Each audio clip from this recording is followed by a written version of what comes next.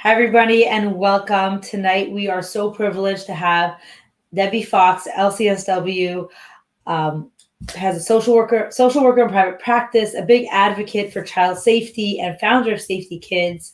That will be talking tonight about keeping our children safe, empowering every parent with tools needed to ensure a safe childhood from the youngest toddler through camp age and teen and beyond. We are so fortunate to have her tonight as a communal gathering together. I feel it only appropriate that we take a moment to say Tehillim together for the safety of our brothers and sisters in Eretz Yisrael. So I will begin with that. You can say it together with me. Lamatzeach Mizmor LaDavid, Yancha Adonai B'yom Tzara, Yisagevcha Hashem Elehei Yaakov. Yishlach Ezracha Mikodesh U'Metzion Yisadecha. Yizkar Kol Menchasecha V'Alascha Yidash Nesela. Yitain lecha chavavecha v'chol atzascha yimale. Rana b'shosecha v'shem Eloheinu nigdol. Male Adonai kol mashal secha. Ata yadati ki yashia Adonai m'shicho. Yaneu m'shmei karcha b'gvuras yesha yimino. Ele v'recha ve'ele v'asusim v'anachnu v'shem Adonai Eloheinu naskir. Hema karu v'nafalu v'anachnu kamnu v'nisaitat. Adonai hashia hamelch ya'anenu b'yom karenu. Move on to Kuf Chaf Aleph. Shir Lamarlois Esa Einai El Haharim Ayin Yavai Ezri Me'im Adonai Oiseh Shemayim V'aretz. Ayitein Lamoit Raglecha Al Yanum Shemrecha. Hinei Lo Yanum V'Lo Yishan Shemer Yisrael. Adonai Shemrecha Adonai Tzilcha Ayad Yaminecha. Yemem Hashemesh Lo Yakeka V'Yareach B'Layla. Adonai Yishmarcha Mikora Yishmar Es Nafshecha. Adonai Yishmar Es Tzeischa Uvayecha Ma'ata V'Ad Eilam. We'll conclude, as the Rabbanim had requested, for safety in Eretz Yisrael with Kuf Nun. Hallelujah, hallelujah, al Bekarchai, hallelujah, Bekiria Uzai, hallelujah, Beguraisav, hallelujah, Kurav Tulai, hallelujah, Beseka Shefar, hallelujah, Benevel Vechinar, hallelujah, Beseifu Machal, hallelujah, Minim Uvaugab, hallelujah, Betziltzei Shama, hallelujah, Betziltzei Surah, Kol Hanashama, Tahallelujah, hallelujah. I'm not sure if the Tehillim moved along with me or not, but I hope that you all were able to say that with me as we pray for the safety in Eretz Yisrael on a global and national level. We can get each increase in our tzedakah and Torah and tefillah as our spiritual ammunition and participation over there. And on a microcosmic scale, we talk about child safety in a private manner. And for that, we will have Debbie Fox present with us tonight. As always, follow us on Instagram at MyMikvah, on Facebook, mikvah.org, or message 732-534-2948 to join our broadcast and be up to date on all future events. Our next session, we will skip next Wednesday. Isruchag, we will begin our next series in 2 weeks from now.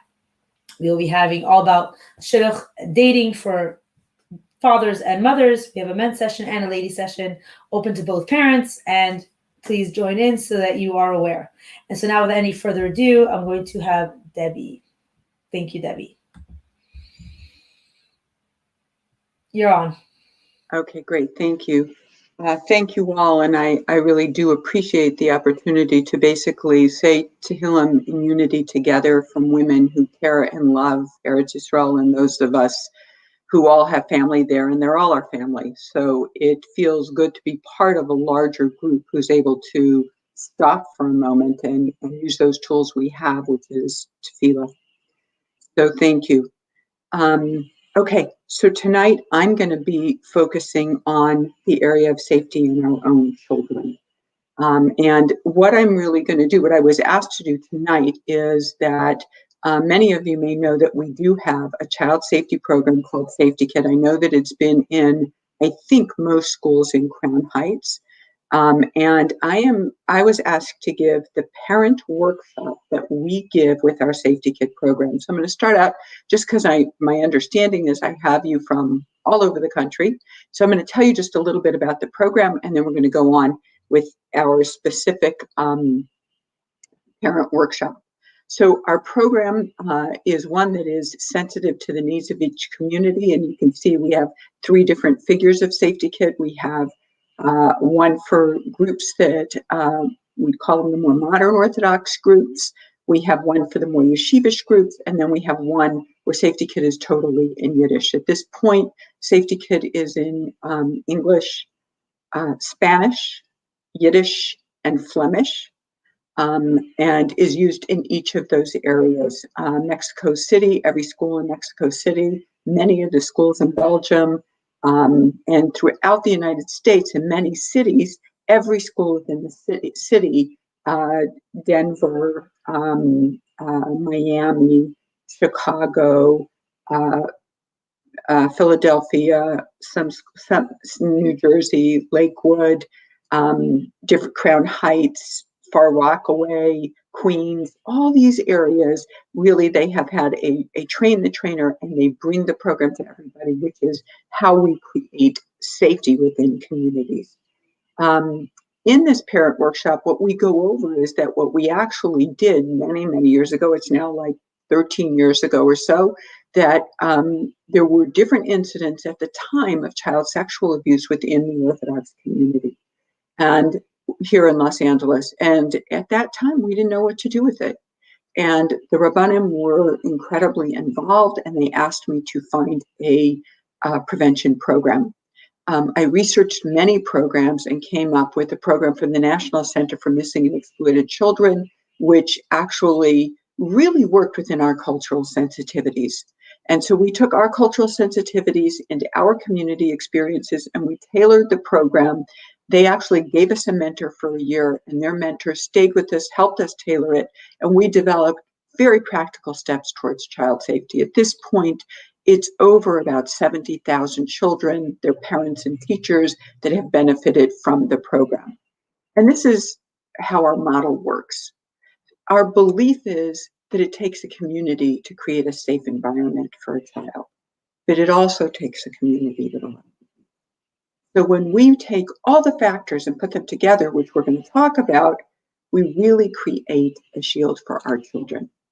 If we leave blank spaces, then we allow opportunities for abuse to occur. So we really focus on the concept of a community model. What does that entail? We begin by going into schools, and we begin by doing an administrative workshop where we really look for active leaderships within schools, where we focus on the school itself and creating a foundation of safety within the school.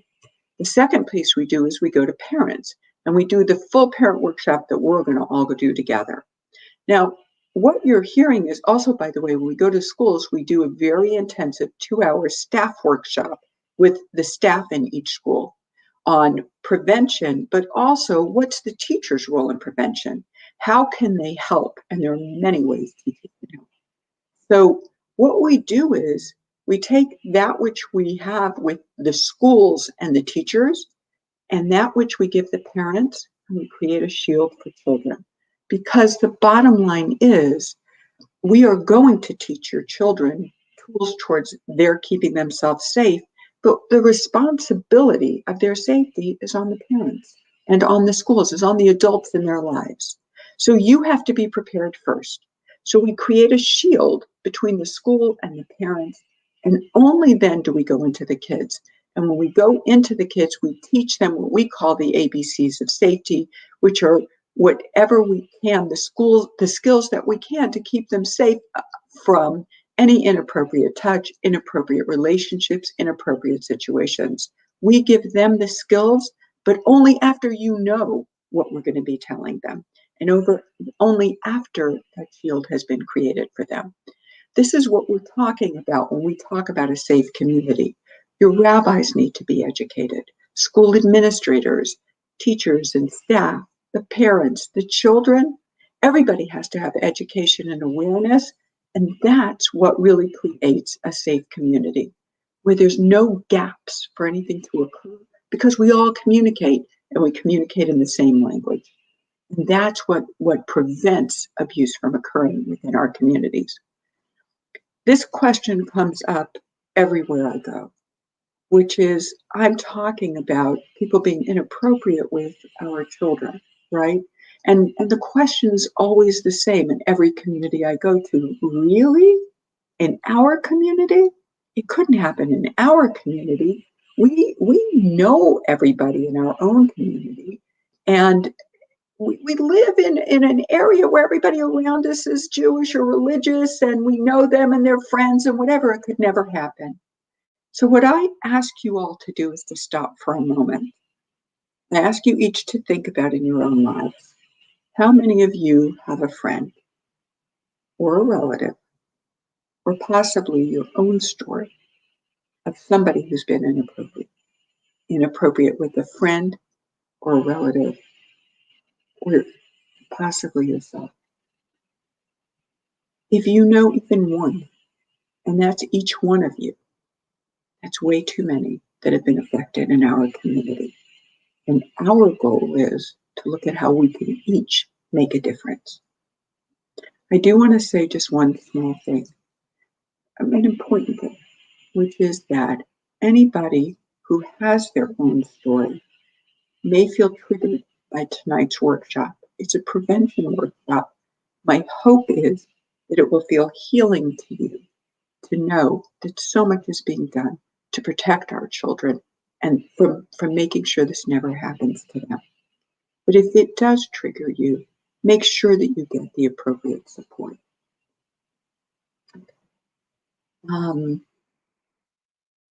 So here's what I'm going to start with. I'm going to start with really talking to you about how important it is for us to have an approach with which to approach our children on speaking to them about preventing anybody from being inappropriate with them, right? So we're going to talk about a very broad approach, but it's going to apply to everything we're going to say tonight. And this approach in so many ways is really the key to the tool that's really going to help us keep our own children safe. So, how many of you have safety rules in your home? Okay. How many of your children know that if they want to go in a car with you, that they can't go in if they're not in their car seat? How many of your children know that if they see matches, they'll say it's dangerous? They know that. How many of you know, your children know that if they see pills, they're not allowed to touch them? They know the rules. How do they know? Who taught them? You did. Was it difficult for you to teach them safety rules in the house? Most people say no, it was natural. My kids see matches, they know they're dangerous. I taught them that. It was natural. Hold on to that. How about halachic rules in your homes? How many of your children, when you're going on a trip and you stop at a gas station, say, Mommy, can I get this? Is it kosher? Right? How many of your children know that after they're 3 years old, they're going to get tzitzis and they're going to be wearing them? How many of them wouldn't walk out of the house without a yarmulke? How many know that on Shabbos, they would never turn on or off a light? All our children know that. How do they know? Who taught them? You did. Was it hard? No, it's halacha. That's not hard. We could teach them halacha. When it's Shabbos, you don't turn on and off lights. And how many houses are we saying, Shabbos, right? We teach them that. It's natural, right? Okay. How many of you have taught your children about personal safety at home? This is often where it gets sticky. How many of you have said to your kids, if anybody ever tells you a secret and tells you not to tell mommy and tati, you have to tell me immediately. How many of you have gone over how to call 911 with your kids? How many of you have sat down and had talks about private parts of their body?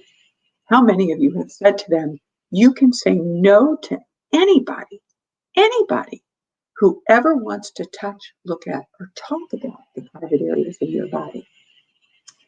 Say some, but the numbers are far less than those who talk about matches and car seats and flowers, right? So we want it to be as natural to talk about personal safety, where you would say, your children would say, no, matches are dangerous. I can't touch matches. No, we can't turn on lights on Shabbos. No, nobody's allowed to touch my private areas of my body. I would have to say no and tell my mother immediately. hear the naturalness of the way that I just said all three of those?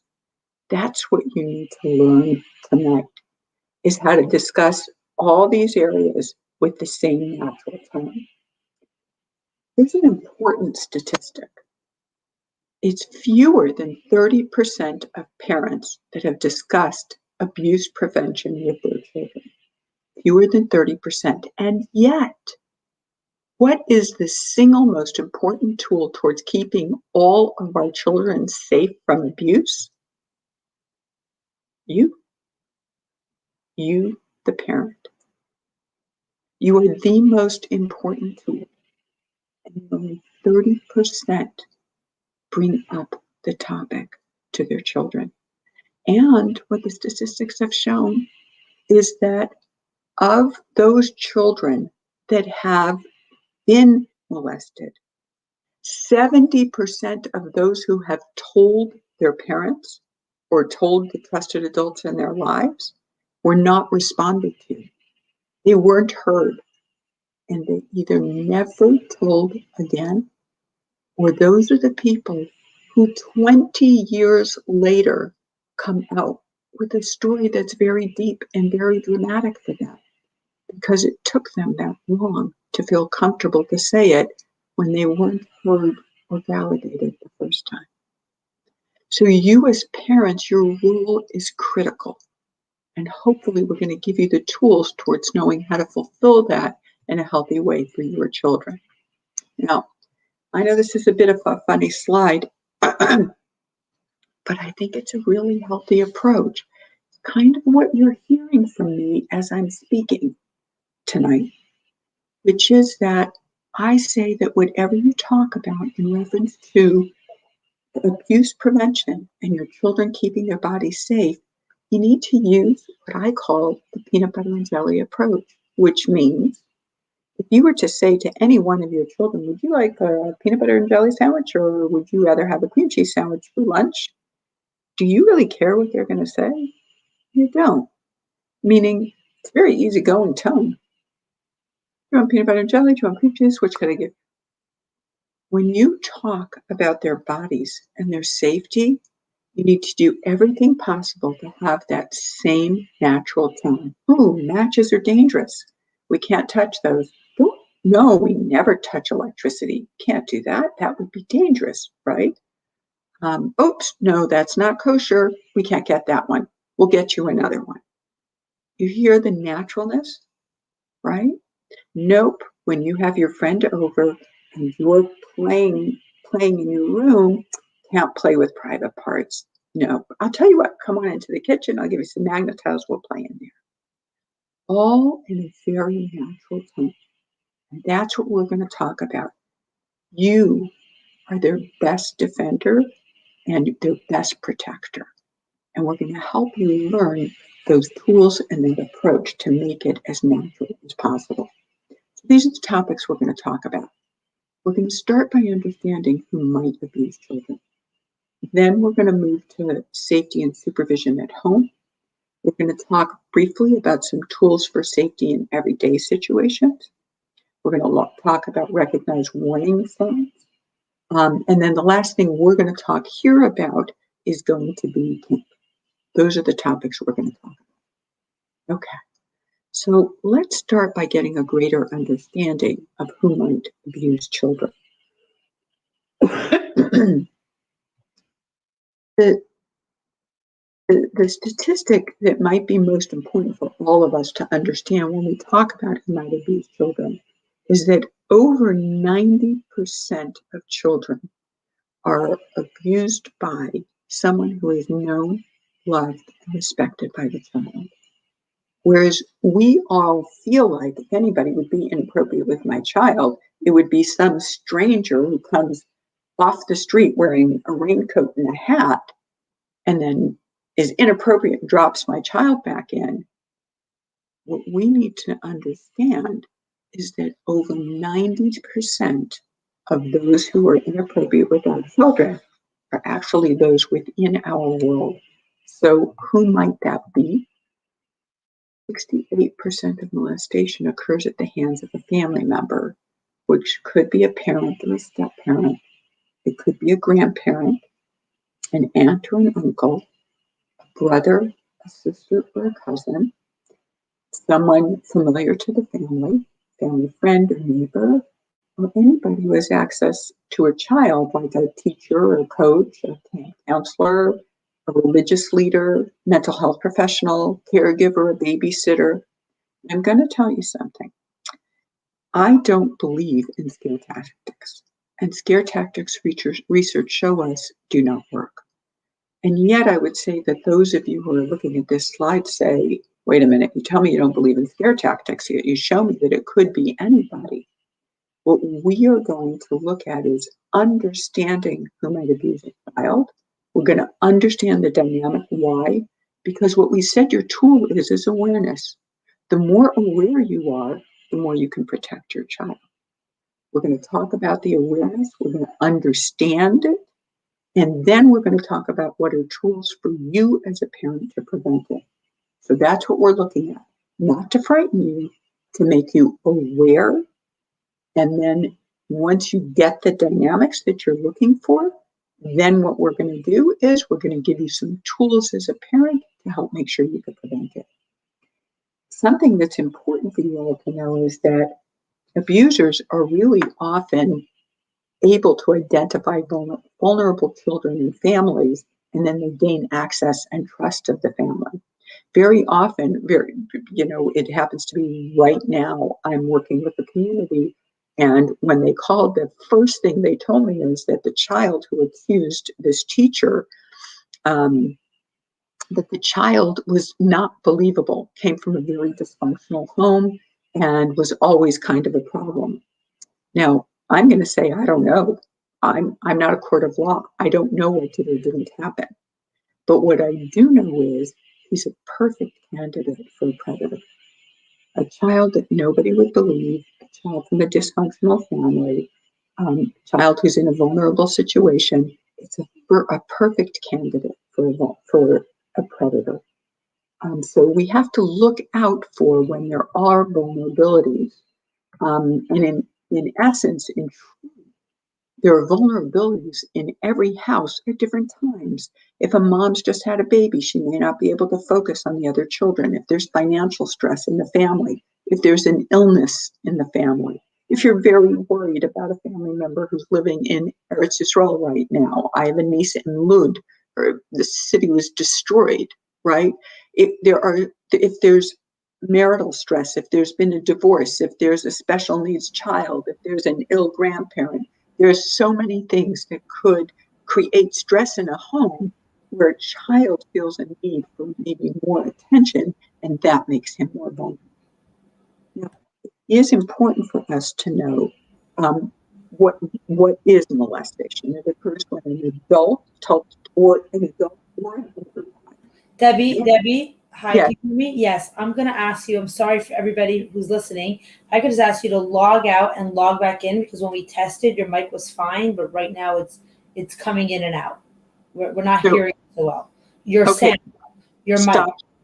Do I stop? No, I'm thinking yes. Yeah, okay. And I'm thinking if you could just log out and log back in. I apologize to everyone that we're stopping for a moment, but I think it'll be worth it. We'll get better sounds. If you could just log out and then log back in for a minute. Like my sound is clear, but your sound's coming in fuzzy. So I'm hoping. Okay, so do you want me to leave the studio? Oh, no, now you're good. Let's try again with sharing and see if it's good. Now you're talking and it's fine. So something Okay. when you share the PowerPoint, if you could just make sure that you're not sharing the sound of the PowerPoint, perhaps that is triggering your mic. See, right now it's good. So let's just share it again. And apologies to everyone out there who's listening to this tech conversation midstream. Thank you.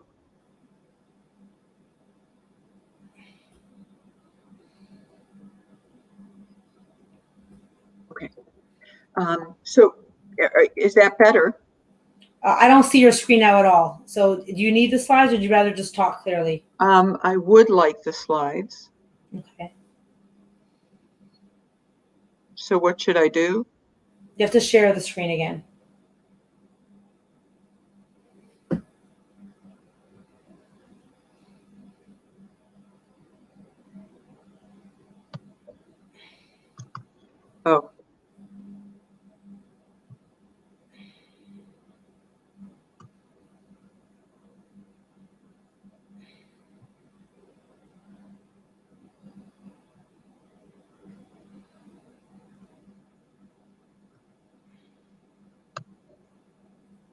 Great.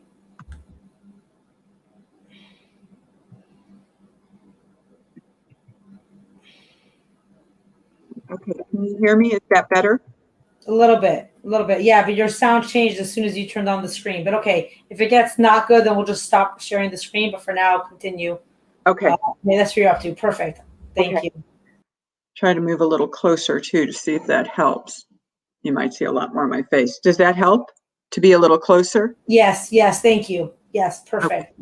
Thank you so much. Okay. All right. So basically what I wanted to say basically is that when an adult or an older child inappropriately touches somebody in the private areas of their body, that's considered molestation. And that includes not only adults, but it does include older children. And it even includes, at times, children of the same age if there's a power differential, where the one child is controlling the other. What's important for us to understand is that up to 1/3 of molestation occurs at the hands of other youth and peers, not just adults. And the rate of child-to-child incest, which is brother, sister, I add uncle and cousin into that because that's very prevalent, it's estimated to be at least 5 times higher than the parent-child incest. And incest, of course, is that which happens within the family. The reason that I bring this up is that very often people are aware of adults but don't pay attention to other kids, certainly are not concerned about siblings.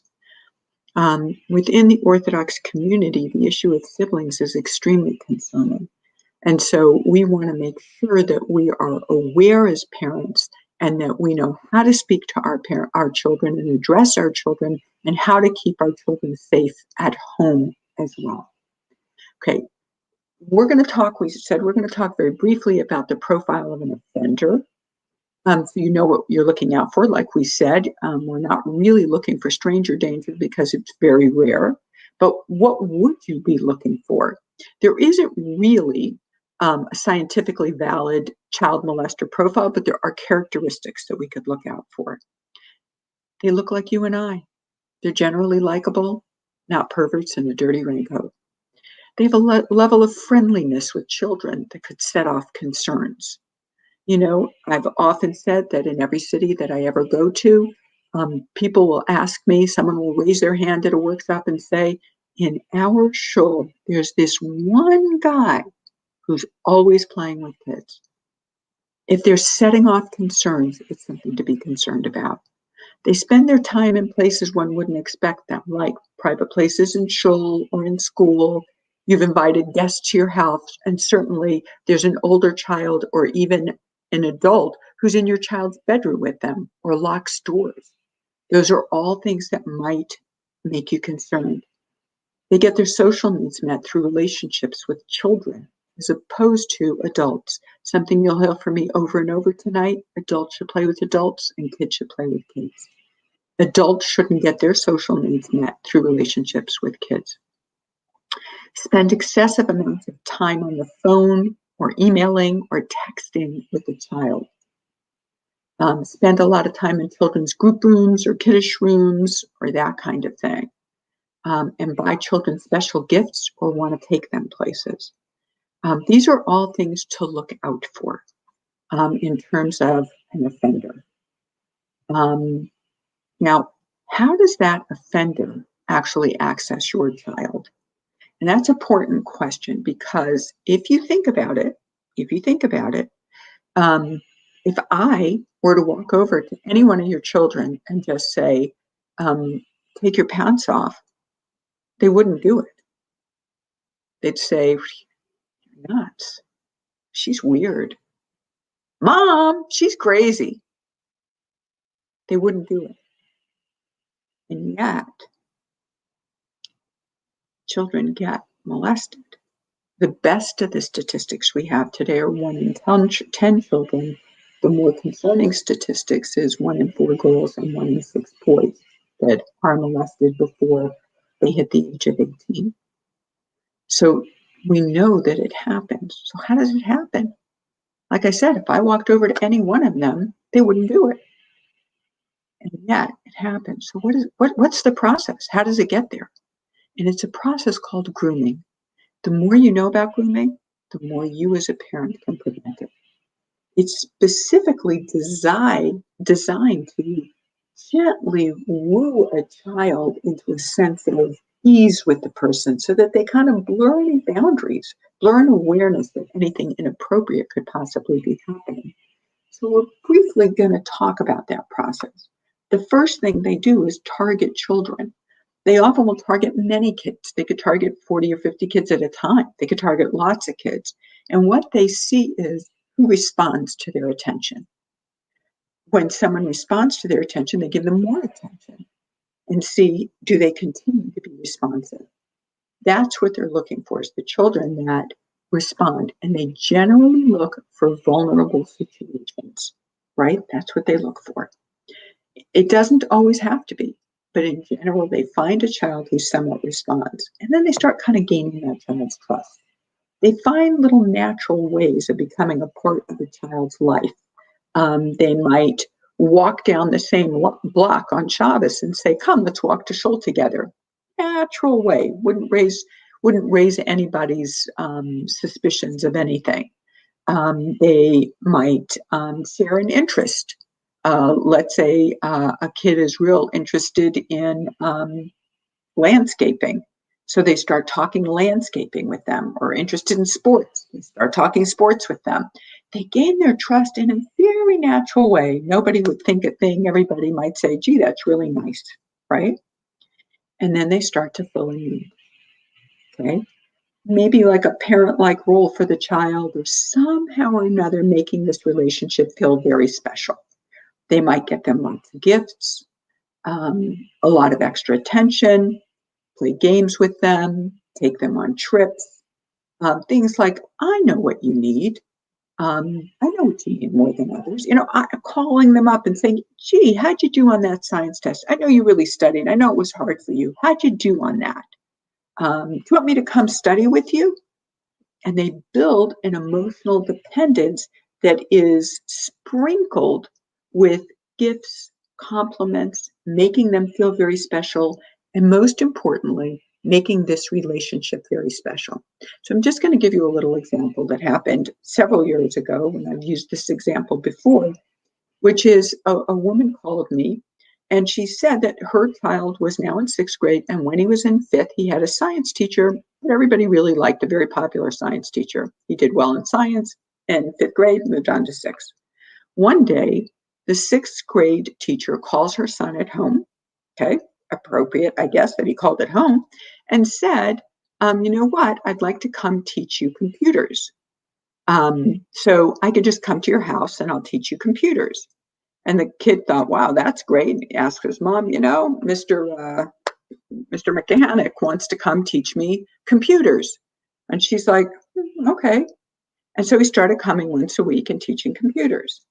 And then one day he came and he's teaching computers, and he bought him a cheese Danish. And mom called me and she said, wait, I'm waking up. What is this about? Why is a 35-year-old science teacher have an interest in calling my child from his student from a year ago and coming to my house, donating his time to teach him computers when I don't even want him to learn computers? And why is he bringing him Danishes? I don't want this. And what we were able to say is, if this doesn't feel good and doesn't feel comfortable, you need to stop it. You need to stop it. That's enough for you to stop the relationship. And that is what she did. It took her a little while to understand why, and this is what she said, why isn't a 35-year-old going out with other 35-year-olds once a week? What is he doing in my house with my child when I didn't ask him and he's not getting paid? And that was a good question. And so we need to understand grooming so that we can prevent it, right? Now, what happens once they start to fill a role in the child's life is the child starts to feel dependent on that person. And the child's world is different than all their friends. Their friends, their 6th graders, are playing with other 6th graders. They're playing ball, they're fighting, they're talking about whatever they talk about. That's what they're doing. But this kid has another world going on. He's got this adult-child relationship that takes up a lot of space, where he's getting treated really special, where there's all these conversations. His world is different, and that isolates him from talking to the other kids because he can't talk to them about what's going on. Once the child is isolated and doesn't quite fit in with the rest, that's when the groomer has the ability to become physical. And that's when he starts with little things like touching him on his face. Are you feverish? You feeling okay? You're a little bit pink there today. Do you have a fever? Let me check, right? Or giving him a bear hug because he did a great job, or he got a goal in his football, hockey. I don't even know which one he did a goal. I think hockey. Just giving him a bear hug, and the touch increases gradually from the face to lots of shoulders to lots of that kind of good old guy touch, right? Or if it's an appropriate guy with a girl touch, right? It's gradual. And it's gradual so that when that touch slips and becomes inappropriate, which is not a slip, it's intentional. When the touch becomes inappropriate, what is a child to do? Remember, I asked you, if I say, take off your pants, what will they do? They won't. But how do they say no now? This is the process that led to it. How do they say no when someone's been so nice, given them so much? This touch was okay. That touch was okay. What will I do? Right? And that's when the groomer or the predator actually maintains control. And generally will start to threaten them and say things like, well, you can go ahead and tell your parents, but I'm going to have to tell them that you wanted it. And I was just trying to make you happy. I think they'll be pretty ashamed of you. Or if you tell anybody, I will kill your siblings. There are many threats that people give. So this is the grooming process. Now, I promise that we'll bring up the issues. We'll talk about awareness, then we talk about parent prevention, and that's what we need to do right now. You need to be aware and pay attention to the people in your child's life and to their relationships with your children. Are you comfortable with the relationship? Is this an adult who's getting their needs met from a child?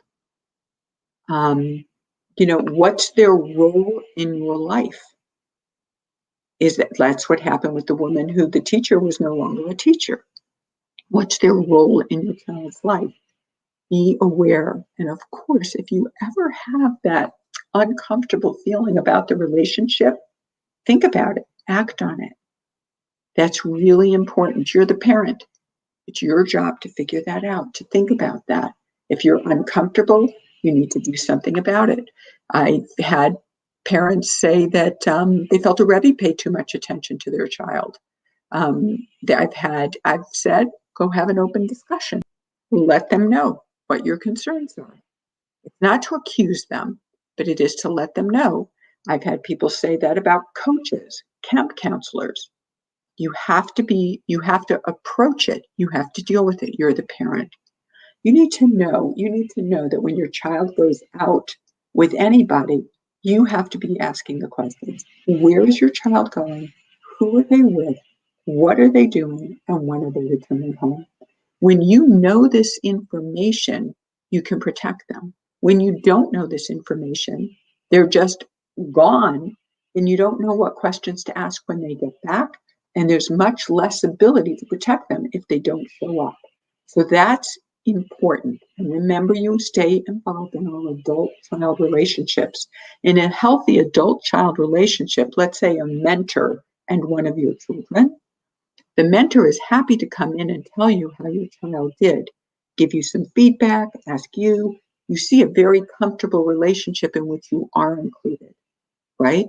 If there's a relationship that is leaving you out, not including you, or seems to be grooming you away, that's something you need to be aware of. Teach your child that adults should be friends with adults and that children should play with children, especially when you go to shul. when your children are in any type of shul environment, you need to let your children know where they can be, where they are supervised, and where they are not. And that their job, if they're in shul and they're playing, they play with kids in open areas and not with adults.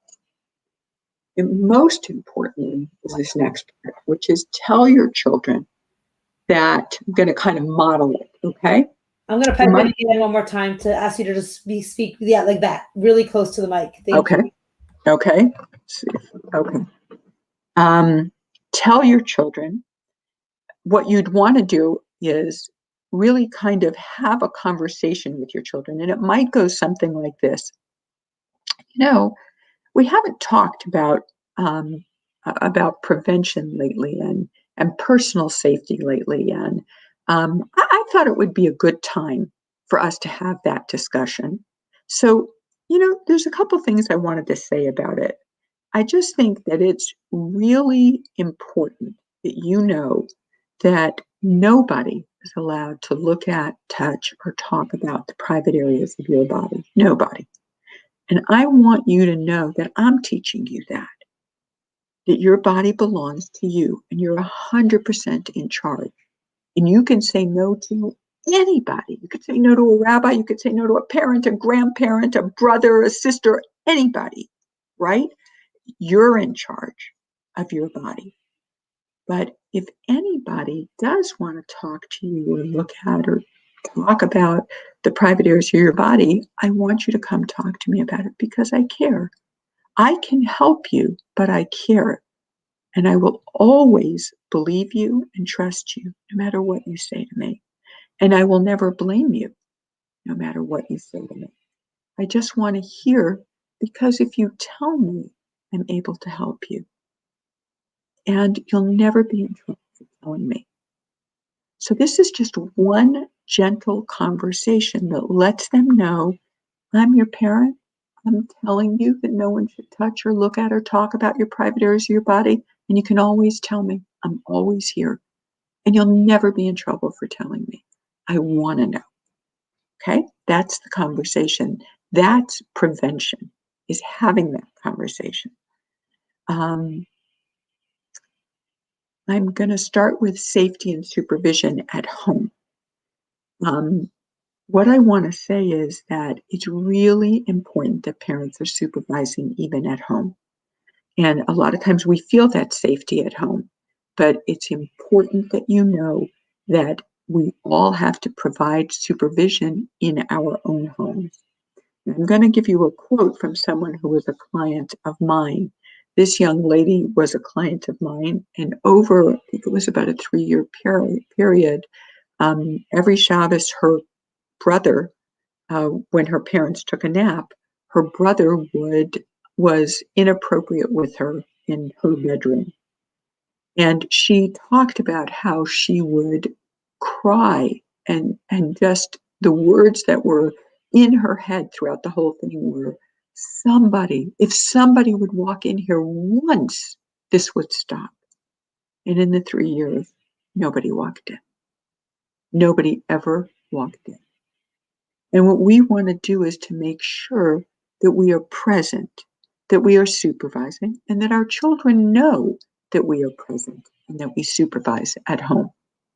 So let's start with the natural. Let's just start with what should we be concerned about and what should we not. Now, if every one of you have had children, you all know that kids play doctor and there's a natural curiosity, right? We all know that. And children are naturally curious and they do want to know about their bodies too, right? Playing doctor is normal, it's natural, and what we never have to be concerned about is if it's that, I'll show you mine, you show me yours, that mutual play, that's exactly what it is, mutual play. If you were to come along and it was just simple, I'll show you mine, you show me yours, they're just playing doctor, that kind of thing, your reaction is to be very calm. Whoops. We never play games with the private areas of our body. Touching the private areas of our body is never a game. Why don't you come into the kitchen? We'll take out Legos. I'll give you some cookies, and we'll play in the kitchen. You want to state the rule, touching the private areas. You can look in your nose, you can check your knees, you can play with your toes, but we can never play with the private areas of our body. Okay, let's go. State the rule and redirect. Give them Legos, give them cookies. You've educated them and stated the rule. Okay? That most natural situations in normal kids react to that. Let's say you come across something that's a little bit suspicious. You're not quite sure what they're playing with or what they're doing. Let's say they're really hiding and you don't know what's going on, or there's some kind of game going on and you don't know what's going on. What do? You remain really calm, really calm. If you freak out and you go, "What's going on here? What are you doing? Where are your clothes? What are you?" If you freak out, they will freak out. They will not respond. You won't find out what's going on. If you're really calm, it's a higher likelihood that you can create an educational moment out of it, a teachable moment. So ask simple questions. Hey, what game were you playing? Is there anybody else you've ever played that game with? Can you tell me how you played the game? First thing you would do is say, let's get your clothes on, let's come out, let's talk about it, right? Because then you can get some information, and that would be important, okay?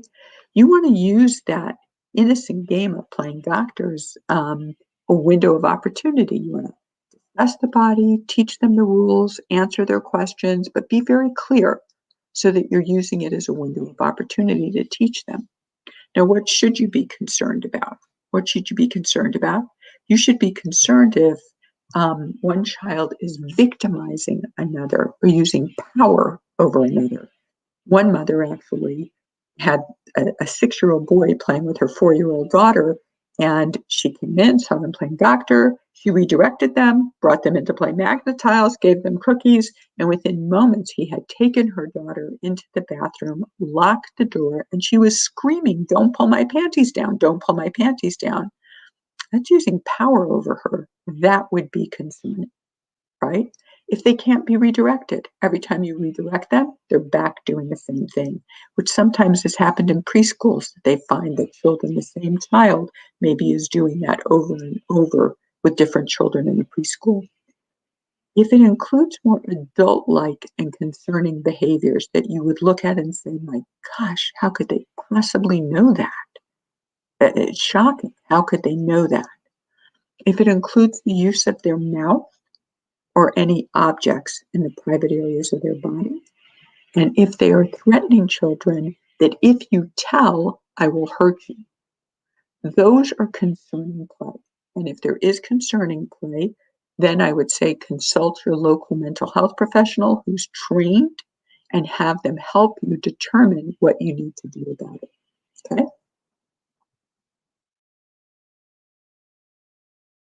Okay. Let's talk about prevention at home and a bit of a conversation with your child. Again, you want to find a really natural moment for it. What you don't want to do is say, okay, I went to this workshop and we're supposed to talk to our kids. Sit down, we have to have a conversation. You don't want to do that, right? What you want to do is find a natural setting. A really natural one is coming up for a lot of you, which is camp's about to come, right? So you might take your daughter out and get her a bathing suit and come home and say something like, putting your bathing suit away. And you know what I was thinking? We haven't had a talk about personal safety in a really long time. Or have we ever really sat down and talked about it? I don't think we have. I think we should just talk a little bit before you go to camp. Some things that I think might be important. And I'd like that for the conversation to be a mother-daughter conversation. I feel like maybe I haven't done it before, and it's time we do. So I just want to make sure that you know that your body belongs to you and that everybody in your life has to respect that. Again, you want to go over who everybody means. Everybody means your brothers, your sisters, your cousins. It means even a rabbi. It means a camp counselor or anybody in camp. It means a grandparent or an uncle. It means anybody or a friend. But your body, the private areas of your body belongs to you. Everybody has to respect that. Any touching or talking about or looking at your body, the private areas of your body, that's never a game and it is never a secret. So if anybody ever said, like maybe sometimes in camp or if there was a sleepover or even in school and someone said it's just a touching game, you know that that's not allowed. That's against the personal safety rules. You need to say, no, I don't play games with private parts, and you need to tell me. And if anybody ever says anything about the body and they say it's a secret, you know it's an automatic do tell. They need to tell you immediately. Even if they want to show you pictures of private parts, videos, or websites, automatic. You need to come tell mommy, okay? And if anybody, even at home, wants to look at, touch, or talk about the private areas of your body, or wants you to look at, or touch, or talk about their private parts, you need to come tell me immediately. That way I can help. I can be of help. You can say no anytime you're uncomfortable with anybody, no matter who it is, even if it's an adult or a teacher or a family member or your brother or a sister, anybody. You can say no if you're in touch, if you're uncomfortable with them or uncomfortable with their touch. And even sometimes you really are uncomfortable and you want to say no, but you can't get the words out. It's really hard. Even then, as soon as you can get away, come tell me, even if something happened, and I'll help you and protect you. I'm your parent. I'll always believe you and protect you, no matter what happened or who it happened with or when it happened.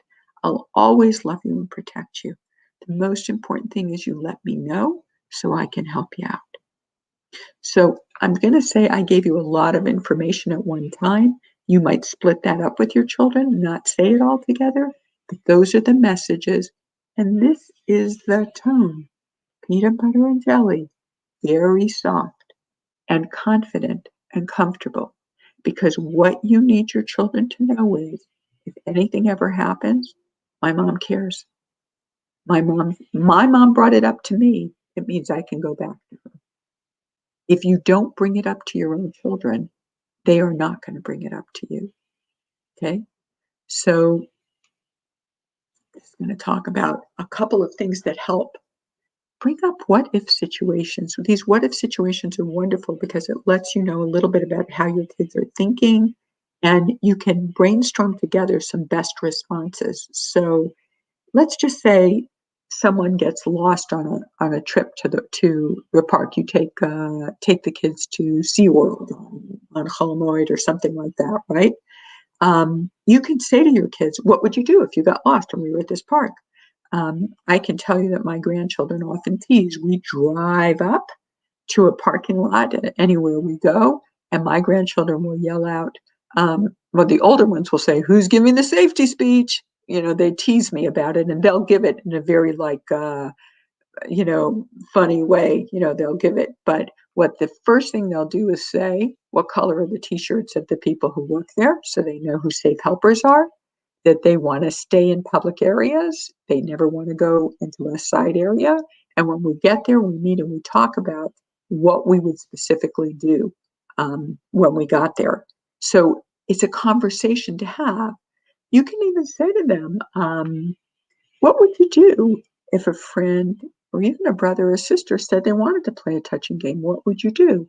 Like, for instance, your daughter says she wants to go to an overnight with friends. That's a window of opportunity when you go over rules with them to say, what would you do if somebody wanted to watch an inappropriate video or look at pictures? What would you do? If you could say to them, so I'm just going to go over one or two of these. What would you do if the doctor wanted to check your private parts? And then go over and have a discussion about why a doctor might need to check their private parts and how you're in the room and how it's not a secret. So what you want to do is just give them some of these what if situations and see what happens. You know, one thing that I'm going to talk about that's really important also is windows of opportunity, that if your child says something or a situation comes up, what you do with that can create a real open window of opportunity for a discussion. For instance, my grandchildren, I take them every Erev Yom Tif. We go to the Flower Mart in Los Angeles. The Flower Mart is in downtown LA, and most of you probably have not been to downtown LA, but it is a very frightening area because there are homeless people everywhere. So one time I went and I got a parking space, which you never do, and it's really hard. But there were homeless people lined up on the side. And my granddaughter looked at me. I was so thrilled to get a parking space. And one of my granddaughters looks at me and she goes, Safta, I'm scared. So I said, what? She said, I'm uncomfortable here. I said to her, if you're uncomfortable, we have to respect that. We're going to leave the parking place and go find a parking lot. It was a window of opportunity. She told me she's uncomfortable. I have another granddaughter who I took to a fabric mart to pick some fabric for her bat mitzvah for tablecloths. We went in and out of all these stalls and she loved it. She went in one place. She looked at me and she said, Safta, can we walk out? I said, sure. We went out. She didn't say anything all day. That night I sat on her bed and we were snoozing and she said, I didn't like the man. He paid too much attention to me and he kept getting too close. I wasn't comfortable. You want them to be aware of what they're not comfortable with and that they share that with you. If one of your kids doesn't want to kiss a relative, don't say, go kiss her, go kiss Bubby, go kiss her. You say, you know what? They're not quite comfortable now. Let's see how they're feeling later. You let your child know you respect their discomfort, right? This is just an important one. An older child is jumping on a younger child, and the younger child is yelling, no, no, stop, no. And everybody sits around and is laughing, right? I can tell you that I once walked into a house and there was this 6-year-old who was jumping on his like 3-year-old sister and he's yelling, no, no, no. And this father walks in, picks up the 6-year-old boy, puts him in his room, says to him, when somebody says no, you never have the right to touch them. She said no, you can never keep touching her. And he closed the door. And this little child got up and he said to the little one, when you don't want someone to touch, and it was good that you said no, but also tell mommy and Tati. That father was 100% appropriate, and he taught his son a rule. When someone says no, it's no. And you have to teach your children that rule. You have to teach all your children. If someone told them don't touch, then don't. If someone says don't tickle me, you're not allowed to tickle them, right? So if a child says don't tickle me, it's not funny for you to tickle them. You have to listen to those rules. Most importantly, before bedtime, sit with your children and have a conversation. Let them know that that's a special time. We call it in our family schmooze time. That's a time that you kind of check in with them, because when they're in that relaxed setting, they're more likely to tell you. You can't sit with every child every night because there may not be enough nights of the week, but you can sit with them at least once a week. 10 minutes or 15 minutes creates a relationship. Let's talk quickly about prevention at home. Talk to your children about the rules of safety. Children of all ages must be supervised at home. I say keep all doors open when your children play with friends, siblings, cousins, and other family members. As much as can be done in open areas of the house, the better it is.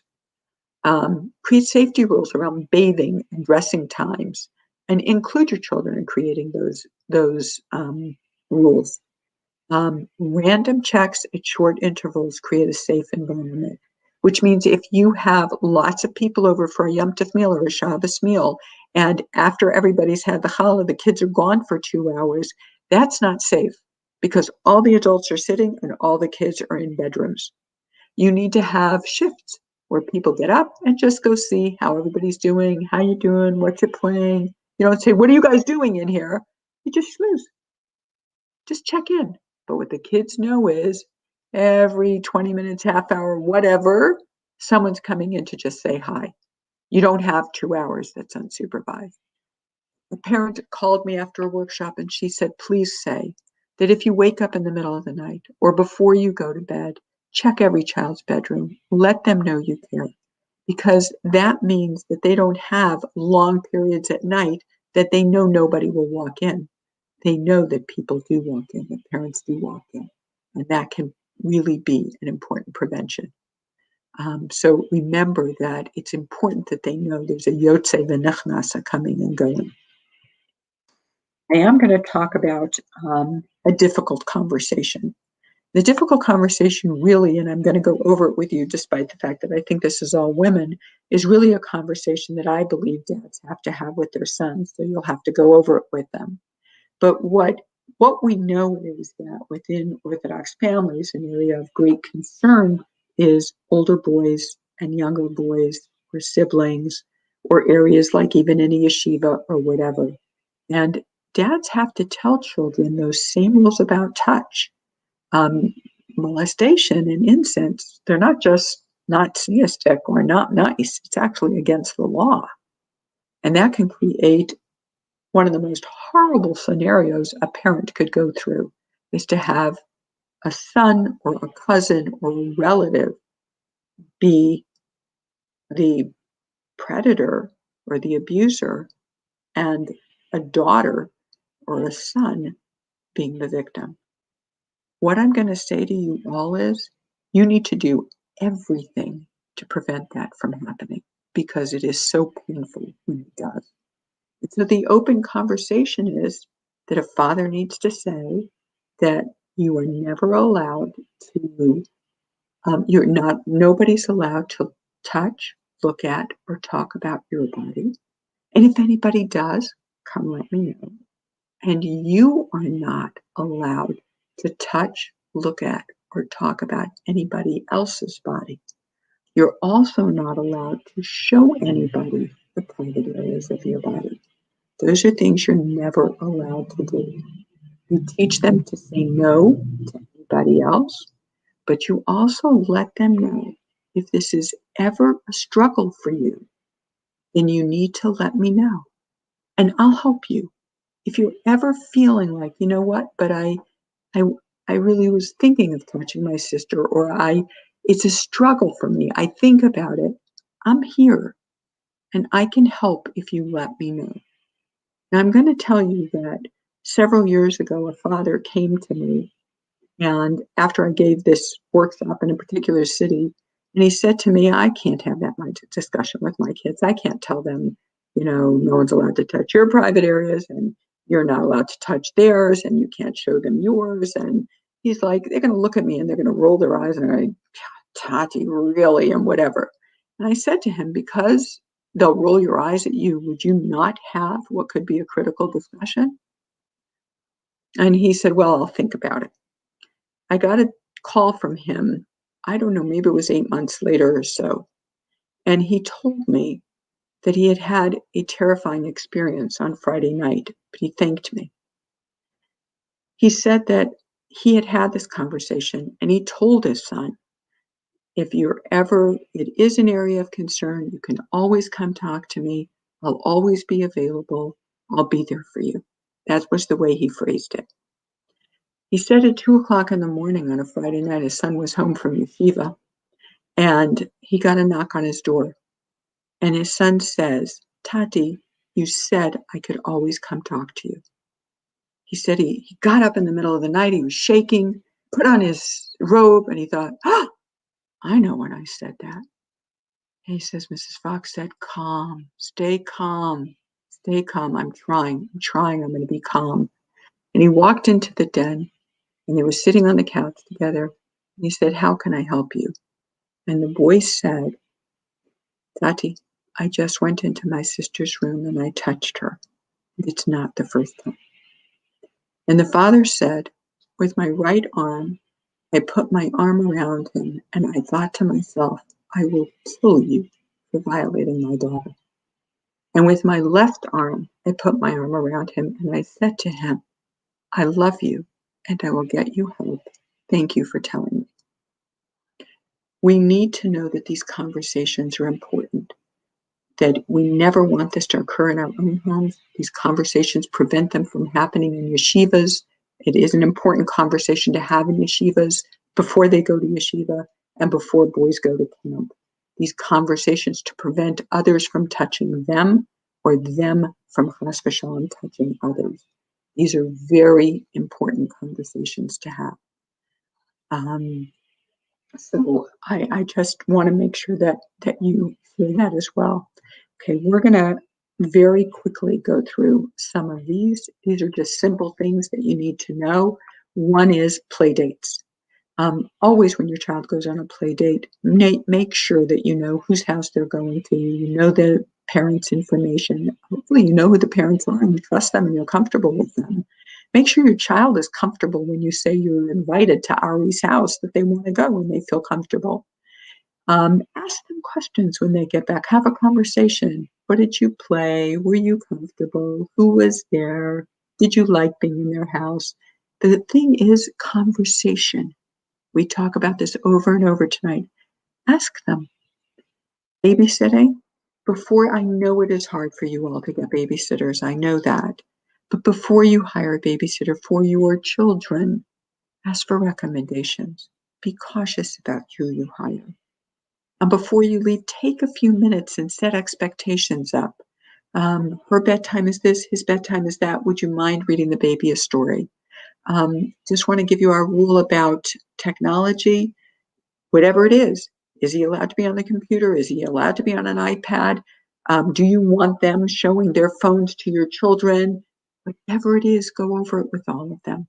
Most importantly, check in with your kids. If you don't have a trusting relationship with a babysitter, check in with your kids. Ask them how their experience was. Call while you're away and say, "Hi, Ari, how you doing? How's it going?" Okay? Make sure your children feel comfortable. I do want to say just one other thing. If your daughters or babies are babysitters and husbands are driving them home, I would say that your daughter should call you and say, "Mommy, Mr. So-and-so is about to drive me home. I should be home in 10 minutes." But they should hear that your daughter is communicating and letting you know that she is going into a car with Mr. So-and-so. Make sure you have emergency information in your house in case there's ever an emergency so that it's easily found. I'm going to very quickly say that a family password is very helpful. Family password is whatever you determine in your house. One of my favorites is, "I have one of those headaches." Why? Because if a child were to say to anybody, "I have one of those headaches," it would make sense that their parent would come pick them up. So one of those headaches, but you can come up with any one that works in your own home. The reason we say to have a password is if your child were ever, let's say, at a sleepover, okay, and something inappropriate or something that made them uncomfortable is happening at the sleepover, they can't go get a phone and say in front of their friends, "Mommy, they're looking at pictures that are really inappropriate and I'm not comfortable," right? They can't do that. That would be too embarrassing. If they were to say, "Mommy, I have one of those headaches." Actually, just a few weeks ago, somebody called me and told me that her child does not have allergies, but their password is, "I'm having an allergy attack." And she said that her daughter was at a sleepover. The girls were very risque. Her daughter didn't feel comfortable and called and said, "Mommy, I'm having an allergy attack." If your child ever calls and says your password, you need to get in the car and go get them with no questions asked. And even when they get in their car, don't pound them with questions. Let them talk to you slowly. Stay calm. Remain calm. Before your child goes to a sleepover, have a conversation.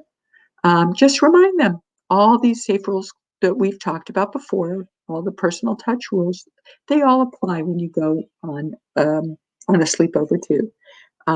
Touching is not a game and touching is not a secret, and that applies to a sleepover as well. And then you go over all those rules that we've talked about before. You might want to talk to them about pranks or bullying behaviors or things that might have happened to you when you were younger. Bring that up with them, and you need to let them know If you're uncomfortable with any games or discussions or pictures, or movies, or maybe rules that are different than ours, or if you don't feel comfortable, let's say, with siblings of theirs that are there or anything like that, use your family password and we'll come get you. You want to have that conversation. Don't do it every single time, but you do it when you feel it's important, and certainly before they go to a sleepover the first time. Safety in shul, you have to discuss in advance. You're in charge of your children's safety. Children are not supervised because they're in shul, and a lot of things have happened in shuls. You need to know where your child is allowed to play. They should not be in any rooms that are unsupervised. They shouldn't go into private places alone. Adults should play with adults. Children should play with children. Your children need to know that. They need to know that. If there's a candy man in shul, make sure that you vetted them. Most candy men in shul are just fine, but make sure that you know that your child knows that they can't accept gifts from the candy man unless they've asked you. They don't have to ask you every week. If you're comfortable with that candy man, it's great. But you need to discuss that you can't just go to anybody and get candy.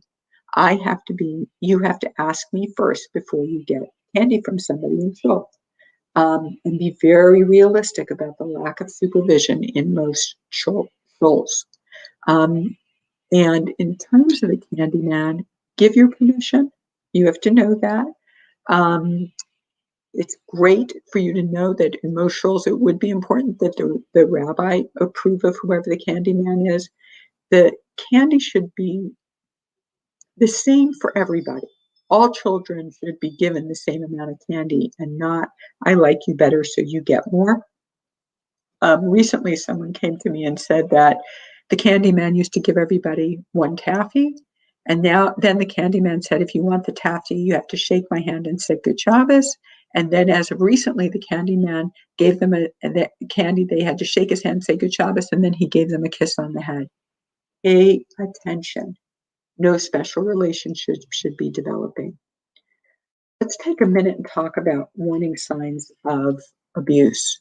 What would you be concerned about as a parent, right?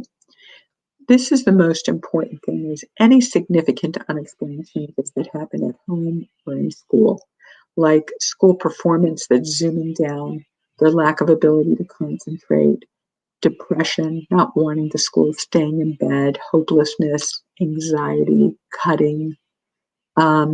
We had one girl who went to camp, was a wonderful straight A student, very social, came back from camp, didn't want to go to school, always in bed.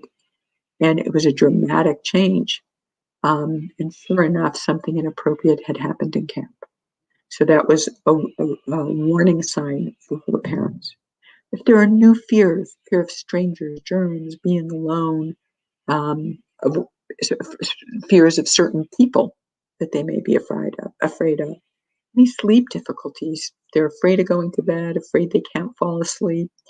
Either real extreme modesty, covering themselves in many layers, or very promiscuous behavior or seductive clothing.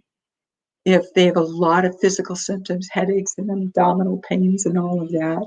If there's changes in their eating, all of a sudden they're not eating, and very concerned about food, or bulimic eating and often throwing it up, or they start bedwetting or soiling, which they didn't eat.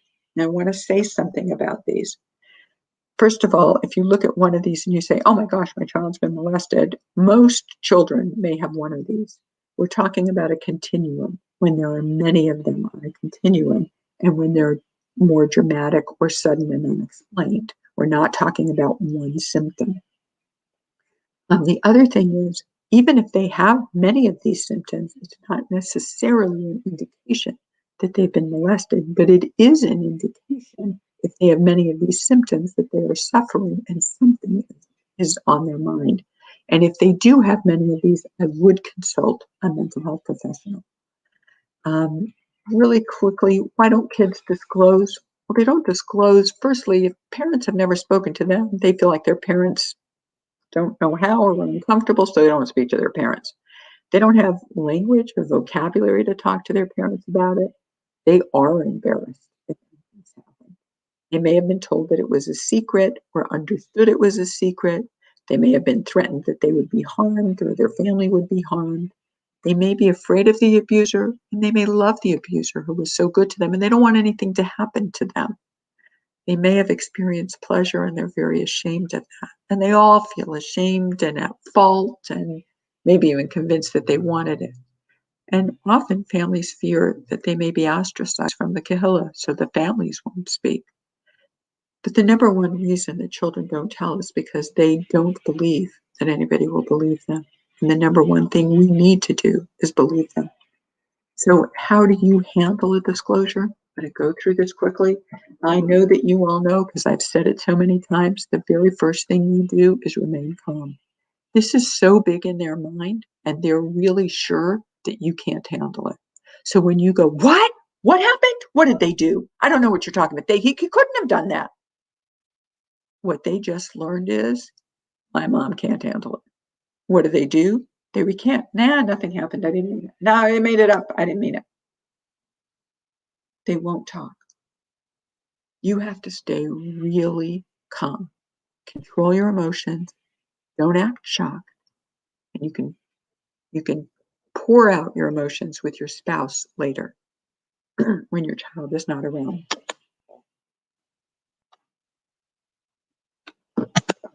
Excuse me. Try to find a private place to talk. Only use your child's language. This is just a disclosure. You don't need all the details, and don't try to get all the details. The more you pepper with them with questions, the less they will talk. So if your child says, and then he pulled down my pants, you say, and then he pulled down your pants. That's it. They will know you're listening and you're paying attention. That's what they'll know, right?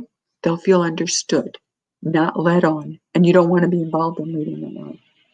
Just reassure them about a couple things. Thank you for trusting me. I know this is hard. Oh, you're not in trouble. You did the right thing. So you want to thank your child for trusting you. Let them know they did the right thing. We never blame a child. A child is never to blame when someone has been inappropriate with them. We should never say things like, I told you not to go over there. Was your shirt unbuttoned to buttons? I told you if you unbutton your shirt. I told you that t-shirt was too tight. I told you your skirt was too short. We never bring that in. That does not cause molestation. Okay? Always believe your child. There's a 1% lie rate. Believe them. If you have to deal with something that wasn't true, you'll deal with it after. Let your child know, I'm sorry this happened to you. Because when you say, I'm sorry this happened to you, it lets them know somebody wronged you, and I know that. And then let them know how you're going to help them or what your next steps are going to be so that you're communicating with them. So control your emotions. Reassure them, thank you for trusting me. Only use their language. You don't need the whole story right then. It eventually will all come out, right? Only use their language. Thank you for trusting me. You're not in trouble. I appreciate your talking to me. I'm so sorry this happened to you. I'm going to need to speak to your father, and we're going to talk about what we have to do to try to keep you safe, and we'll let you know. That's the kind of conversation you would have to have. I want to talk for a moment about camp. A lot of it's the same. The first step is your work to keep your children safe in camp happens before they go to the camp. You have to be an informed parent. Camp administrators need to know that parents talk to them. You need to be asking questions. Is there a training for camp staff on creating a safe environment for campers? Is there a safe camp policy for counselors and for camp staff to sign? Are staff left alone with campers in unsupervised or isolated areas? Can campers communicate with their family? What are the procedures that are in place for children to report concerns and to address either accusations or allegations or other issues? When are parents notified of allegations or other concerns that might happen in camp? These are things well before your child goes to camp. You need to know. Is the camp educated, aware, and prepared to keep your children safe? Do they have policies to keep your children safe? That's your work. The other thing that I'm going to say before your child goes, You have to determine who their safe and trusted adult is when they're in camp. If there's a camp director, if there's a camp mom, if there's somebody there that you know, if anything ever happened, that's the trusted adult they should go to. You identify that person, because when they're suffering, they're not going to be able to determine who's the safe person I speak to. So you have to help identify that person before they go. Have that conversation. You knew that I was going to say this. Have that conversation with your children before camp. Talk about the camp atmosphere, that it's looser in camp. Boys pull other boys' bathing suits down. Children may shame other children. Those are things you have to talk about with them in before camp. You should never.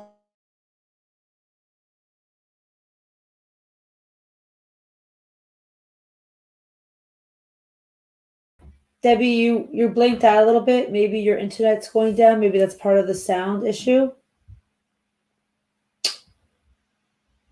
All right. Well, we can read the screen while we're waiting for Debbie to come back.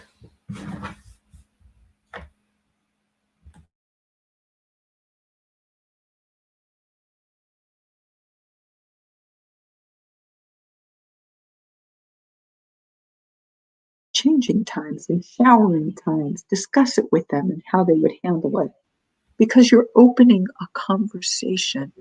That's what we want. Remind them to remain in public places in camp, and that they shouldn't be going alone with a counselor for an area that's not seen by others, or others don't know that they're there.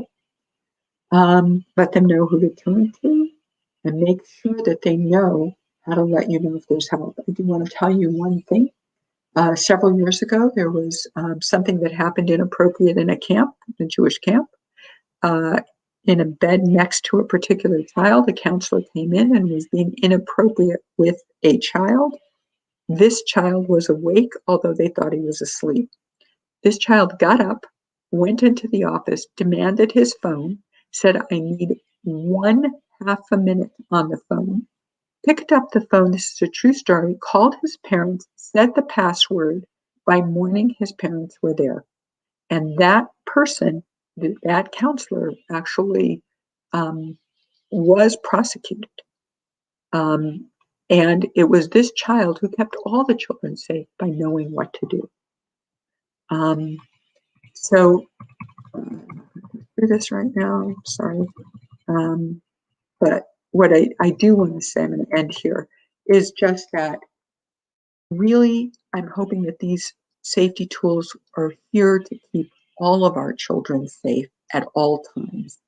And it helps prevent things from happening and to keep the safety of our children in our own hands and in our homes. So I'm hoping that this is helpful to all of you. Thank you, Debbie. That was so incredibly helpful. We do have a few questions that I'm going to ask you now. If I could just ask you to stay as close to the mic as possible. You blinked out a couple times when you're talking about camp, but I hope everyone saw the screen. But actually, our first question, I'm going to go back to the camp conversation for a moment. And that is, since we don't have a way to monitor our children in camp, how do we stay calm and feel safe sending them for that length of time? What if we don't know who the safe person in camp is? What can we proactively do as parents for maybe big camps, and maybe we don't have a personal family member there in camp? What would be your words of advice? Well, if they're in day camp, you're their trusted adult. Overnight camp. Right. But overnight camps, number one, like I said, ask a lot of questions before you go, before you have your child go. I am going to tell you that a parent called me. All the girls in the class were going to a camp that for 3 weeks, the children were not allowed to have a phone and couldn't call their parents at all. This one mother said, "You know what? I'm not okay with it. That I don't see a way that if ever anything happened that she was concerned about, that she could communicate with me about."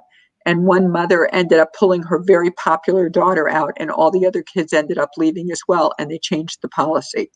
But you have to be comfortable. You have to do the background. You have to make sure that it's a safe environment and counselors are trained and all that. If you don't know who that safe person is in camp, then what I would say is directly ask the question, who's the camp mom? Who would be a good person if my child was ever uncomfortable? Who do you think they might be able to speak to? Ask the question. But all of our children need to have somebody, or even better is to ask someone who went there last year, who were people that were helpful and that might be safe people in camp. But your best bet is to have these discussions. Let them know about games that can happen. Let them know that they have a right to say no and that they need to speak up. Okay? And not to be alone, not to be taken alone into private areas. Stay in public areas. Touching private areas of the body is never a game and it's never a secret. So if something happened in camp and it's a game or a secret, it's not appropriate. Thank you. And also, you mentioned before, we spend a lot of time focusing and worrying about camp, but you had quoted your statistics, 68% of the time it's at home. So we need to realize we have a lot more control that rather than worrying about a specific situation out there. Mm-hmm. I was just going to say, our conversations are the same over and over. The most important thing is they know we are opening it up. We're talking to them, which means they can talk to us.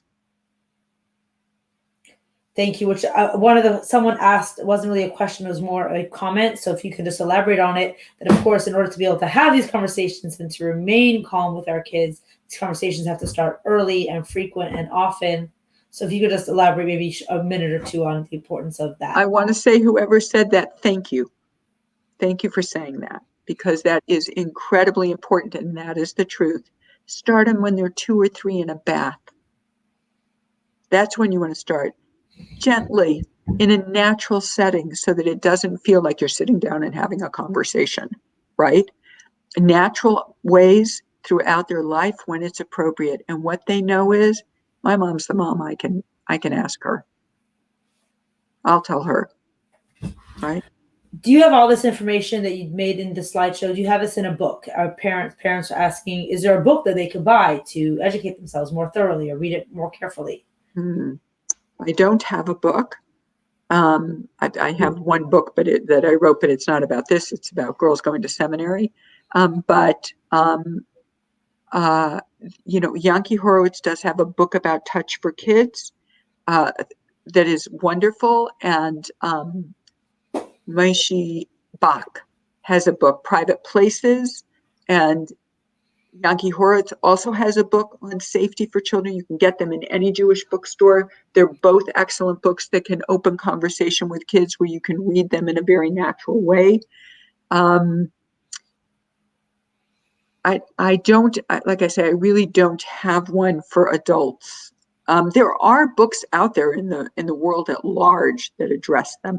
I think that Bracha Getz may have some books too. She's written some wonderful books as well. Right, that's Let's Stay Safe, and it's like, yes. Let's Stay Safe. She wrote that for Yankee Horowitz. Do you have a book about your presentation? Like right now, this kid safety presentation and program, is it available in book form, or is it education one-on-one with you educating the? I haven't put it into book form. Maybe I should at some point, but I haven't. Okay.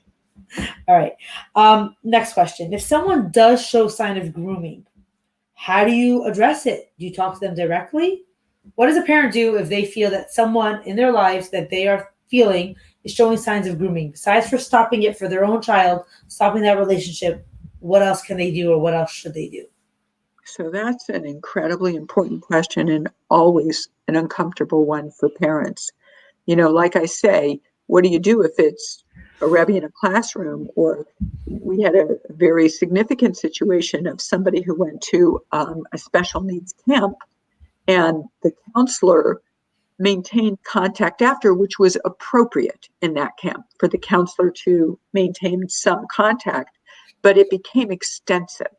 And the parents were very concerned about the amount of time and money. And this kid traveled to come in to see their kid a lot. And it was secret time. They went for hours and the parents didn't know what was going on and whatever. So they were very concerned about it. And the boy didn't end up listening when they set limits on him.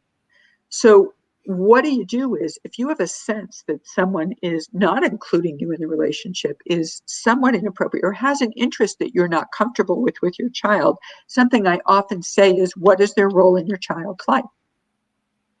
If they're fulfilling their role, they're a camp counselor, and so in camp, they're taking care of my child, well, that's appropriate. That's what they should be doing, right?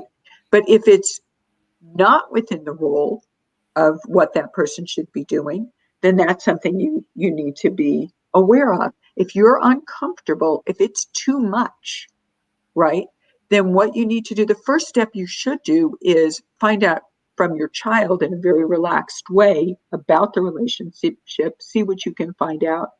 The second thing, in most situations, I would let the person know, I'm not comfortable with this.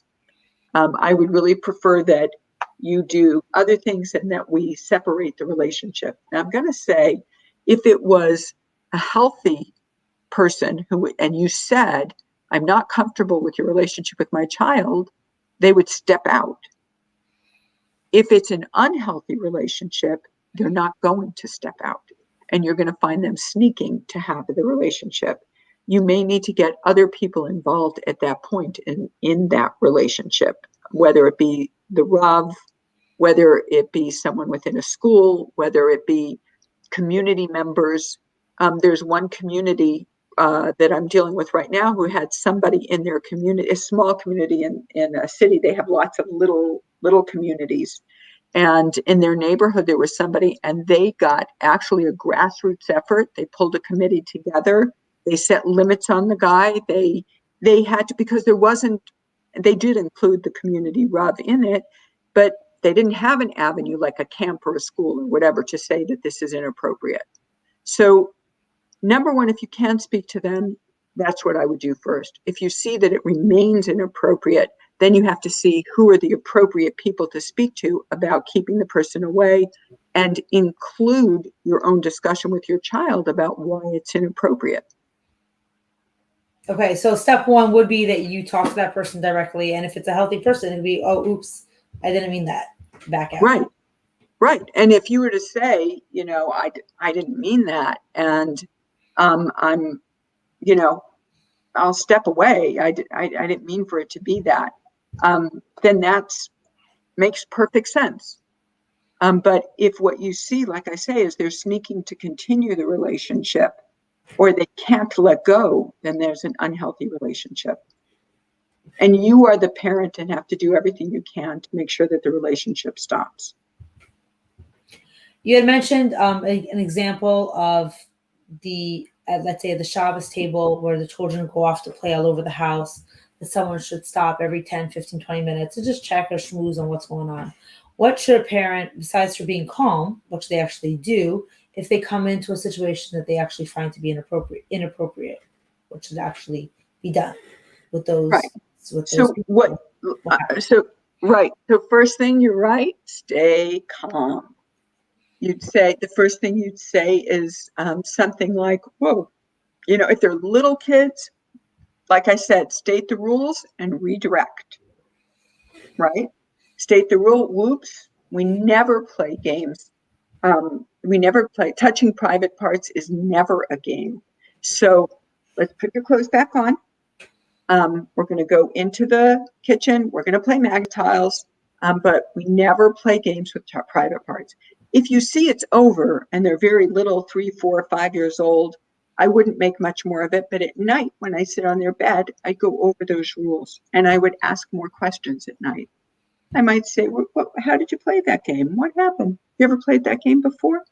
Right? You'd be very easy in that way. If it's older kids and you see that, you got to stop it right away. And then you'd want to ask some questions, but in a very calm way. Can you tell me what you were playing? You might not be able to ask when friends are around if they're older kids. It might be stopping the game, telling people to go home, and dealing with it with your individual child alone. So that you can get some information, but you don't want to embarrass them by making a big deal in front of all of them. But I do want to say something, because this happens frequently, that there are 3 or 4 boys or 3 or 4 girls who are playing inappropriately with each other. it is important to notify the other parents of what they were playing or what they were doing. And each parent should be talking to their child. And you have to figure out, can these kids play together on a Shabbos afternoon or whatever? Was this a one-time thing? What actually really occurred? Can we not make a bigger deal out of it than we need to? Can we, is it a bigger deal than we think? But the calmer we are, the more not stressed we are, the more they'll actually tell us whether we should or shouldn't. I'm going to give you just a quick example of something. I have a friend, a colleague of mine, who's been to workshops of mine, and we've been colleagues for years. And he calls me up one day and he says, he lives in another city on the East Coast, and he says, "Debbie, I know what you've said. I am not calm." I said, "What happened?" He says, "I'm in the middle of a conversation with my son, and he tells me that he and his sisters have been playing games with each other." I said, "What did you say?" He says, "By the way, am I on? Are you still there?" Oops. Yeah, Hello? yeah, I'm here. I just moved Okay. to the screen. Yeah. No, that's okay. That's okay. I just wanted to make sure I wasn't. That's okay. So he said, I didn't know what to do. I was so upset. I got in my car and I drove off. If I knew that if I wasn't going to be calm, I shouldn't be there. I told him I'll be back. I have to go do something, and I got out. So I said to him, I calmed him down, son, and I said, "What were they playing?" He goes, "I don't know. I haven't figured that out." I said, "Okay, we got to calm down. You've got to go home. You got to practice with your wife having a calm conversation. You've got to ask some questions. You got to ask some questions." And he did. And they went home and they sat down at their kitchen table. And they had all the kids there, 3 kids. And he said, Maishi told me that you guys were playing a touching game. Can we talk about it? Can we see what was going on? And they did. They told him what the game was. And he's like, "Okay, so let's go over the rules. Let's go over the rules and we'll see what's allowed, what's not allowed. Let's go over it." And he went over the rules with everybody. No touching, no looking at, da, da, da. It was far less than his fantasies were, what had actually happened. But because the conversation was so calm, they actually all said what the game was and what they were doing. And then he said to them when they were finished, "I want to say something. We're not allowed to play touching games. So none of these games are allowed to happen. But what would happen, Sarala, if Maishi did walk into your room and want to play that game? What would you do?" Then you have to stop immediately and come tell mommy or Tati. What happens, Maishi, if you wanted, you know that Tati said we're not allowed to play touching games, and you just felt like, "But I really want to." Then you have to come tell me and I'll help you. So it became a window of opportunity, but it is important that we ask questions, because when we ask questions, we know a lot more about what actually happened, but we have to stay calm to do that. Thanks. My next question will be, okay, so now someone follows up, and they discover either way, either they discover that there truly is something concerning that happened with their child, or as you said, the uncomfortable situation where someone discovers that their child perhaps is struggling with this and they're the predator. How does a parent go about seeking help in a way that protects the privacy of their family as they deal with it? How do they know? Are all therapists the same? What's the next step? What does a parent do for each side? It's really an important question and a difficult question. If something were to happen at home, it's a very difficult question. I believe that in New Jersey, the law is changing, that if you get, I believe this is true. This is what I was told. I don't have verification. And I think in New York, they may be moving towards this as well. And I'm hoping that other states are moving towards this, which is that if a sibling was the offender, that if you get the sibling help, you do not need to make a child abuse report. Because that is the most difficult thing, is for a parent to protect their daughter, but they have to make a child abuse report against their son. So I think there are many states now where you don't have to make a child abuse report, but you do have to get your son appropriate help. How do you go about doing that? That's really hard. I think that the best way to do it is to use one of the organizations that actually helps with referrals, like Relief. Um, Relief is the one that I'm most familiar with, and That's Relief. For all of you out there, that's reliefhelp.org, and they refer you based on location and many other questions and the specific type of therapist that you're looking for. Reliefhelp.org is an amazing resource for the general. Amazing resource. They are extremely aware of these issues, and they can offer very good guidance.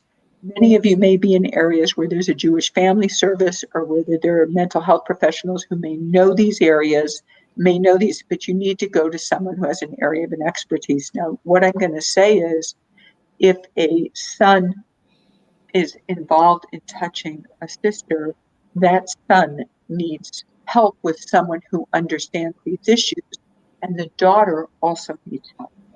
They both need help, and it's important to get them both the appropriate help. You want to look for someone who has experience in this area. Thank you. Regarding young siblings getting dressed in the same room or bathing, do they need to be strictly separate, or is it occasionally it's fine as long as a parent's in the room? What age or stage are they allowed? What age or stage can siblings get dressed and or bathe together with a parent in the room or not? What age or stage would you say are the rules here? What Dr. Nagel, who's a very well-known pediatrician in Los Angeles, says is when they start to really notice the difference is the time for them to stop. Not meaning if they're in a bath and they're 3 or 4 years old or whatever, 5 years old, they're in a bath, they take a bath, they go out, they're fine. It's fine.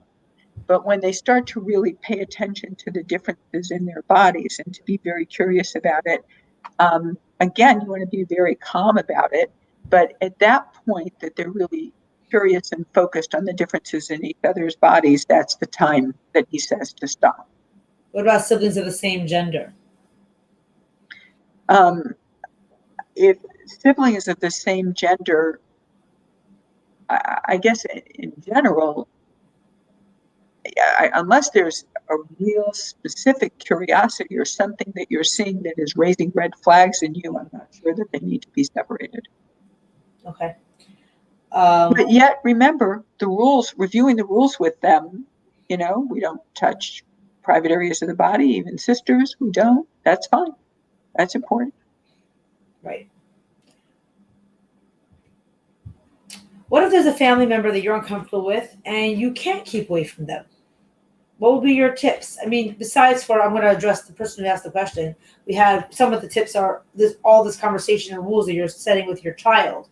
But in addition to that, besides my first reaction, Debbie, if you can weigh in on what are the tips if there's a family member that you're not so comfortable with, but there isn't really a way that you can keep them away completely from your family.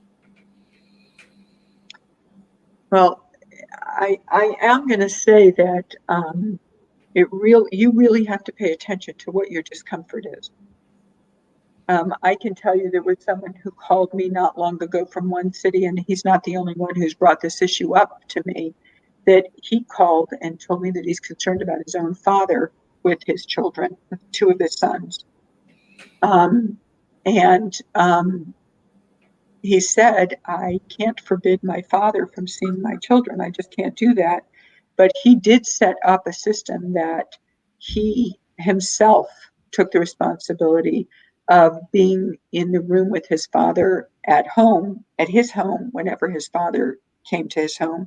He very much limited his parents coming to his house. He very much limited it. And he very much limited when he went to his parents' house. But he took the responsibility of always being with his sons. You have to take responsibility. If you're afraid or uncomfortable of making sure that adult or person is not in your children's lives, there's no way your child can prevent it.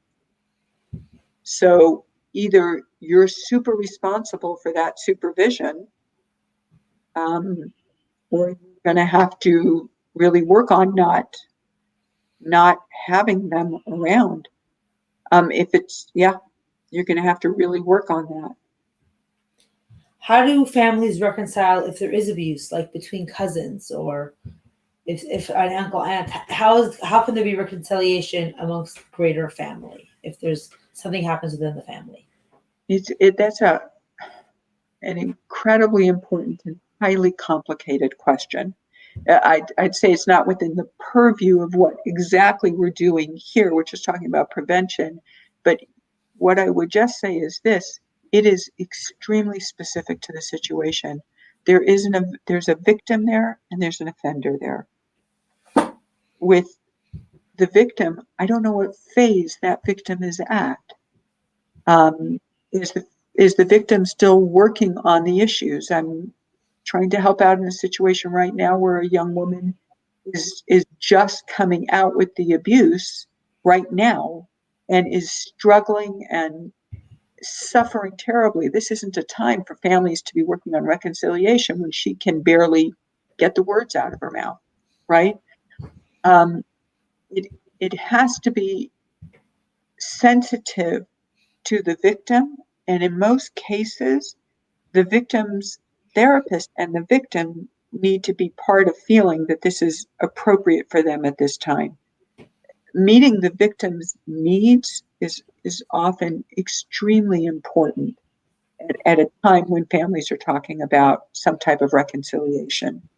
Um, you know, if families want to reconcile and the girl says, I can't have that, I can't go to a family simcha if the uncle is there, then that may be what she has to say, is she's just not comfortable being with him anymore. She can't be in the room with him. We have to be very sensitive to the needs of somebody who's been victimized, because remember, even if they did something. We think we lost the. I'm not sure if you hear me, Debbie, or not, but we don't hear you. You froze up. Them or people defended the predator, it creates more trauma for them. So these traumas affect their lives, and we have to be very cautious not to re-traumatize a victim. So important. Thank you so much, Debbie. One other request for the book. So we have a lot of people who want your book out there. In the meantime, until you do that, would you be willing to? Some of the slides you went through really quickly, but it had a lot of important talking points. Is there a way that you can maybe share some of those slides, either again here or later, so that people can look at it as a base for talking with their children? I do have a handout. Okay. I have a handout. I can email you the handout. You can send it to whoever you want and see if that'll be helpful. Perfect. That'll be amazing. So for all of you who asked, we'll post a handout under the recording of this video. Okay, let me just check if there's any more questions. Okay, at what age is it appropriate to allow your child to go to the mikvah with their father? Forgot about that one. We have a whole talk on the mikvah. I This never. doesn't have to be hashkafic and overall. I'm going to put that disclaimer. Everyone should go. No. Fear and love, but I was just saying we do a whole unit on mikvahs. Okay. I don't utilize ages. I don't. I'm in general, because maturity levels are so different. The conversations you've had with them are so different. It's. You keep on losing. Debbie? I'll check the questions in a while. Boys, when they go with their father. You blinked out a minute. So you talked about the ages and stages of maturity. If you could repeat from that sentence. Okay. I think that boys need to go with their father, and it needs to be a window of opportunity and a teaching moment. I think fathers need to be telling their sons what they are doing in a mikvah. I have many times spoken to fathers.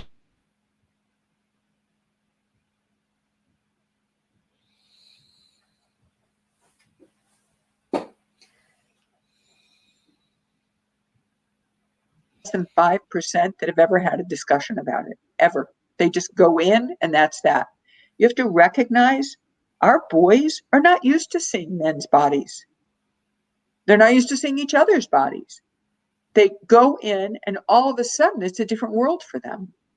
And I think that needs to be discussed with them by their fathers. this is what's going to happen. This is what you're going to see. If you have any questions, I feel like this is such an important conversation, but since the internet keeps on spazzing, I'm going to take it as a sign that it's time for us to wrap up. And nobody should be looking at your private parts, and certainly nobody should want to touch or talk about your private parts while you're at the mikvah, and nobody should ask you to look at or touch or talk about theirs, even at the mikvah. And if they do, that's definitely something you need to tell Tati, and I'm going to make sure that you have help. It's not a time to laugh or joke or play games. When we go to the mikvah, we go in, we go quickly, and we leave.